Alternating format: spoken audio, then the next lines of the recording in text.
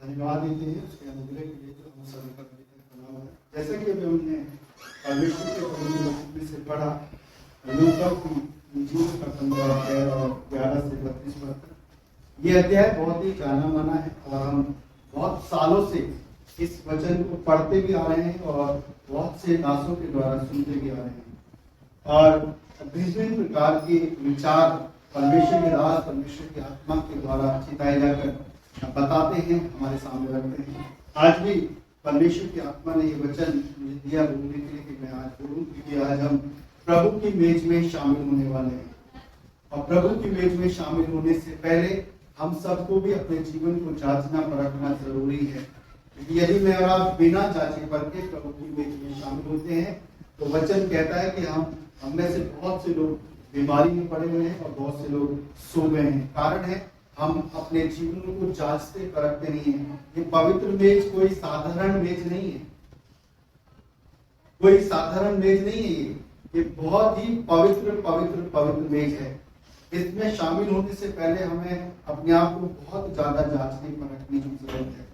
मेरे प्रियो, जैसे कि अभी हमने पवित्र वचन से पढ़ा उड़ाऊ पुत्र के बारे में कि उसने अपने पिता से कहा कि मेरी संपत्ति मुझे दे दे और मैं अब अलग होना चाहता हूं, मैं दूर जाना चाहता हूं, मैं अब बंधुआई की जिंदगी नहीं जीना चाहता। इतने बजे आना है, इतने बजे जाना है, इतने बजे उठना है, इतने बजे खाना है ना। अगर माँ बाप ये बेटा जल्दी उठा करो बच्चों, अरे मेरे पीछे लगे रहते हैं कि माँ बाप डिसिप्लिन सिखाते हैं। जल्दी उठना है, घर में देर से नहीं आना, टाइम से आना है, क्या खाना है क्या नहीं खाना, ये माँ बाप को सिखाते हैं। सबसे पहले शिक्षा माँ बाप के द्वारा मिलती है, स्कूल में बाद में मिलती है।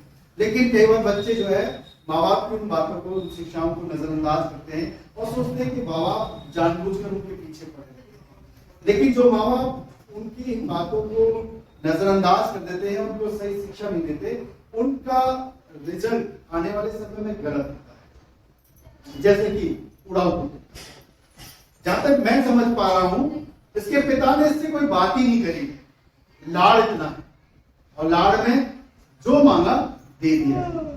हम लाड़ इतना करें जितना उसके लिए लाभदायक है। कोई भी माँ बाप अपने बच्चों से इतना लाड़ ना करें कि उनकी बर्बादी का कारण और बाद में हमें पछताना पड़े। वचन क्या कहता है?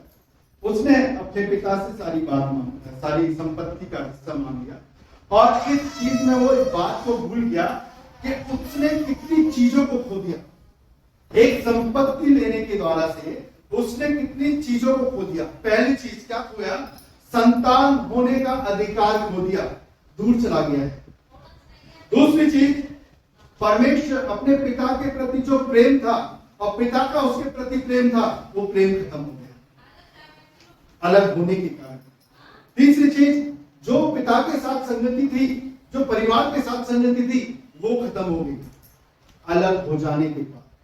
चौथी चीज, जो आशीष पिता के साथ रहकर उसे प्राप्त होती थी, वो सब खत्म हो गई और अपने पिता के जो पुत्र का अधिकार है, वो अधिकार इस उड़ाऊ पुत्र ने करी। ये एक भटकने वाली आत्मा, ये एक भटकाने वाली आत्मा है। तो अब मसीह कौम के लोग भी ज्यादातर लोग इस उड़ाऊ पुत्र के समान अपने आप को परमेश्वर से दूर ले जाते हैं। क्यों दूर ले जाते हैं? क्योंकि अगर परमेश्वर में रहेंगे तो परमेश्वर का वचन पढ़ेंगे, परमेश्वर का वचन सुनेंगे और परमेश्वर का वचन कहेगा, क्या कहेगा? प्रार्थना करो। और प्रार्थना में हमारा मन नहीं है। परमेश्वर की आत्मा कहेगा परमेश्वर के वचन को पढ़ो, हम वचन को पढ़ना नहीं चाहते। परमेश्वर का आत्मा कहेगा परमेश्वर के भवन में रेगुलर आओ, हम रेगुलर आना नहीं चाहते। परमेश्वर का आत्मा वचन कहेगा परमेश्वर की सेवा में हो, हम सेवा करना नहीं चाहते। इसलिए इस उड़ाऊ पुत्र के समान हम उन सब बातों से दूर जाना चाहते हैं। ना तो कोई हमें प्रार्थना के लिए बोले, ना कोई हमें वचन के लिए बोले, ना कोई हमें चर्च के लिए बोले, ना कोई हमें परमेश्वर की संगति के लिए बोले। अपनी मनमानी की जिंदगी जी। इसलिए आज ज्यादातर इस उड़ाऊ पुत्र के समान मसीह लोग होते जा रहे हैं। लेकिन इस बात को भूल रहे हैं कि जो लोग इस उड़ाऊ पुत्र के समान परमेश्वर से दूरी बना रहे हैं, वो परमेश्वर की संतान होने के अधिकार को खो रहे हैं। क्योंकि बाइबल ऐसा कहती है, यूहन्ना उसका 1 अध्याय के 12 पद में लिखा है, जितनों ने उस पर विश्वास किया अर्थात जितनों ने भी उस पर विश्वास किया उन्हें उसे परमेश्वर की संतान होने का अधिकार दिया है। जितनों ने प्रभु यीशु मसीह में विश्वास किया उन सबको परमेश्वर की संतान होने का अधिकार मिल गया। लेकिन अगर अधिकार प्राप्त होने के बाद मैं और आप परमेश्वर से दूरी बना रहे हैं, इसका मतलब सबसे पहले मैं और आप परमेश्वर की संतान होने के अधिकार को खो रहे हैं। और दूसरी चीज, जब मैं और आप परमेश्वर से दूर हो जाते हैं तो परमेश्वर के प्रेम को खो देते हैं। मैं और आप परमेश्वर के प्रेम को खो देते हैं, फिर परमेश्वर का प्रेम मेरे और आपके जीवन से हट जाता है। तीसरी चीज, जब मैं और आप परमेश्वर से दूर होते हैं तो परमेश्वर की संगति से हट जाते हैं। जब मैं और आप परमेश्वर की संगति में रहते हैं तब मेरे और आपके जीवन से शैतान दूर रहता है। और जब मैं और आप परमेश्वर की संगति से दूर रहते हैं तब शैतान मेरे और आपके करीब रहता है। इसलिए हम परमेश्वर की संगति को, बाइबल कह रही है, और हम परमेश्वर की आशीषों को भी खो देते हैं। 17 पद पर ध्यान देंगे। जब वह अपने आपे में आया तब कहने लगा, मेरे पिता के कितने ही मजदूरों को भोजन से अधिक रोटी मिलती है, मैं यहाँ भूखा मर रहा हूं। आज हम सबको, जितने भी लोग परमेश्वर से दूरी बनाए हुए हैं, जिन्होंने अपने आप को परमेश्वर से बिल्कुल अलग कर लिया है, आज तमाम उन मसीह लोगों को अपने आपे में आने की जरूरत है। अपने आपे का मतलब है रियलाइज करना। अपने आपे का मतलब है अपनी गलती को मान लेना, अपनी गलती का एहसास हो जाना। बाइबल कहती है कि तुम शोक करो, तुम दुखी हो। यहां पर ये जो बुढ़ा पुत्र है, जो छोटा बेटा है, वो इस बात का शोक कर रहा है जब इसे एहसास हुआ कि जब मैं अपने पिता के संग था, उसके घर में था, तो जो भोजन वस्तु है यहां पर मैं खा रहा हूं, वो वहां पर सूअर है। कितनी विडंबना की बात है, जो जानवर खाते थे आज मैं जानवरों के साथ बन गया। और जो नौकर चाकर थे मेरे पिता के, उन्हें भी उनसे अधिक, उनकी जरूरत से ज्यादा उन्हें दिया जाता था।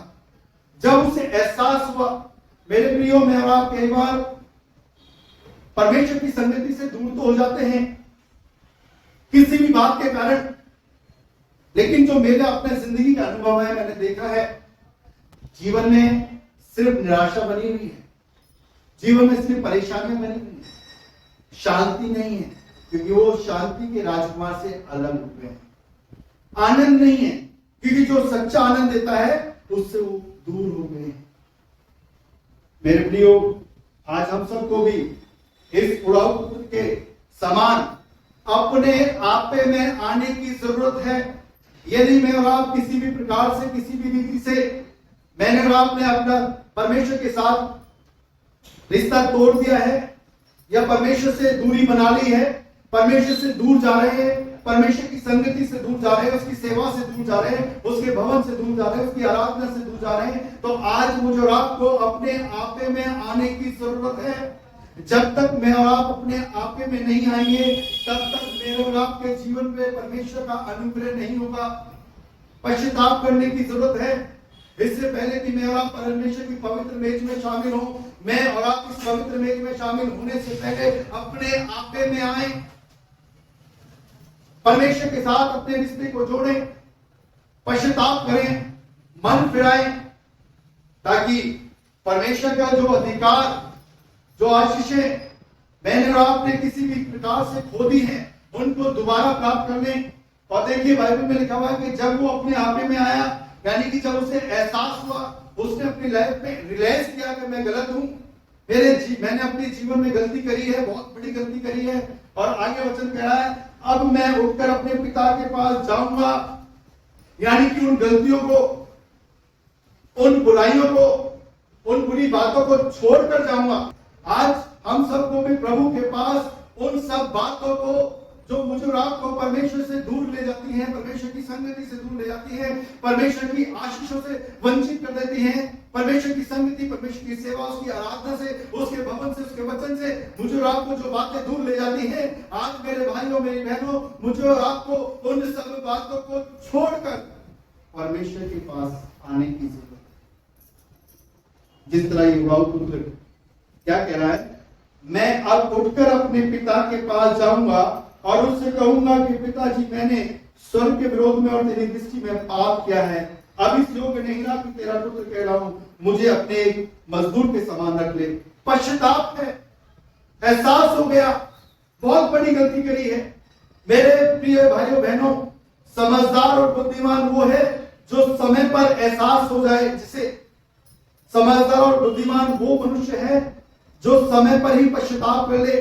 इससे पहले कि अनुग्रह का समय खत्म हो जाए, इससे पहले कि प्रभु यीशु मसीह आ जाए, उससे पहले मुझे और आपको पश्चाताप करना है और पश्चाताप करके परमेश्वर के चरणों में आना है, उसके समीप आना है। और जब मैं और आप अपने जीवन में एहसास करके और पश्चाताप करके और परमेश्वर के पास आएंगे, तो देखिए परमेश्वर का वचन मेरे और आपके लिए क्या कहता है। 20 पद में लिखा हुआ है, तब वह उठकर अपने पिता के पास चला और वह अभी दूर ही था कि उसके पिता ने उसे देखकर तरस खाया।